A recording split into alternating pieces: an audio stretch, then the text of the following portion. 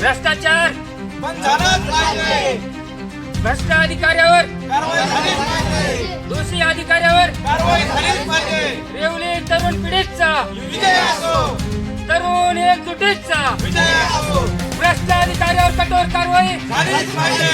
रेवली ग्रामपंचायत भ्रष्टाचार बंद झालाच पाहिजे. गावासाठी आलेला निधी जातो कुठे? इथल्या आमदाराचा याच्यामध्ये रोल आहे का? इथल्या आमदाराच्या दबावाखाली पोलीस प्रशासन येऊन इथल्या गाव कारभाऱ्यांच्या दबावाखाली येऊन पोलीस प्रशासन आमच्यावर दबाव टाकताय का, असा संशय आमच्या मनात निर्माण झाला. जर पाहायला गेलं तर पावसाळ्यामध्ये सुद्धा या गावाला पाणी विकत घेऊन प्यावं लागतं. आज जे गावामध्ये स्वतःचे बोरवेल आहेत, या बोरवेलचं पाणी पिण्यासारखं नाहीये. मग गावासाठी आलेला निधी जातो कुठे?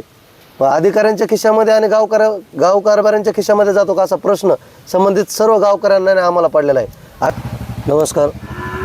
आज पुन्हा एकदा या आमच्या गावच्या विकासासाठी आणि गावच्या ग्रामपंचायतमध्ये जो काही भ्रष्टाचार झालेला आहे या संदर्भामध्ये पुन्हा एकदा आमच्या ग्रामस्थांवरती व आमच्यावरती वेळ या ठिकाणी इथल्या प्रशासनातील अधिकाऱ्यांनी व गाव कारभाऱ्यांनी आणलेली आहे.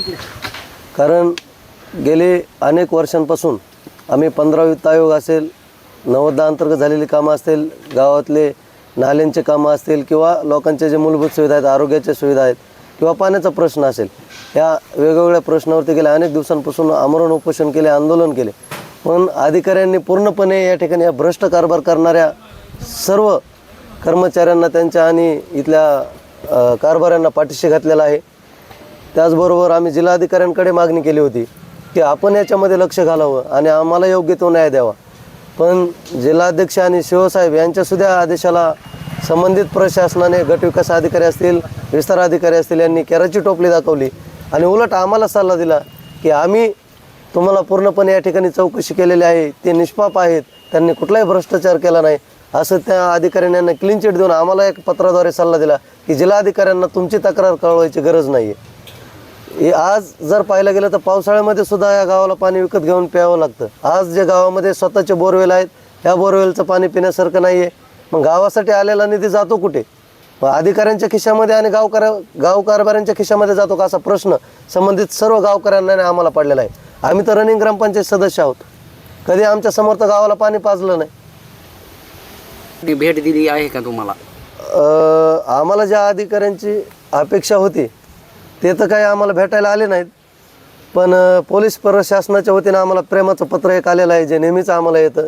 ज्यावेळेस आम्ही लोकांसाठी लढतो त्यावेळेस पोलीस प्रशासन आम्हाला जे नेहमी प्रेमपत्र देतं ते प्रेमपत्र त्यांनी दिलं.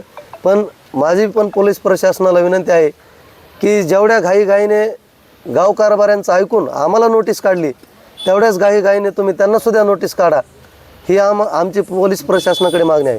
आम्ही काही कायदा सुव्यवस्था हातामध्ये घेणार नाहीत. पोलीस प्रशासनाला आमचं 100% सहकार्य आहे. अतिशय शांत पद्धतीने या ठिकाणी 2 दिवसापासून उपोषण चालू आहे. मग पोलीस प्रशासनाला एवढी काय घाई झाली की तुम्ही कायदा सुव्यवस्था हातात घेऊ नका, हे कोणाच्या सांगण्यावरून पोलीस प्रशासन इथं नसतंय? इथल्या आमदाराचा याच्यामध्ये रोल आहे का? इथल्या आमदाराच्या दबावाखाली पोलीस प्रशासन येऊन इथल्या गाव कारभाऱ्यांच्या दबावाखाली येऊन पोलीस प्रशासन आमच्यावर दबाव टाकताय का, असा संशय आमच्या मनात निर्माण झाला. तर या ठिकाणी आमच्या या उपोषणाची दखल संबंधित प्रशासनानं नाही घेतली तर इथून पुढचा काळ, ज्या दिवशी आम्हाला प्रशासनाकडनं कळलं की आम्ही तुमची दखल घेणार नाहीत, इथून पुढचं मग जिल्हाधिकारी यांचं कार्यालय असेल, त्या कार्यालयामध्ये आम्ही एक तर आत्महत्या करू, नाही तर ठिय्या आंदोलन धरू. आणि जर जिल्हाधिकारी साहेबांनी आम्हाला न्याय नाही दिला तर आम्ही मंत्रालयामध्ये जाऊन न्याय मागू, ही आमची ठाम भूमिका आहे.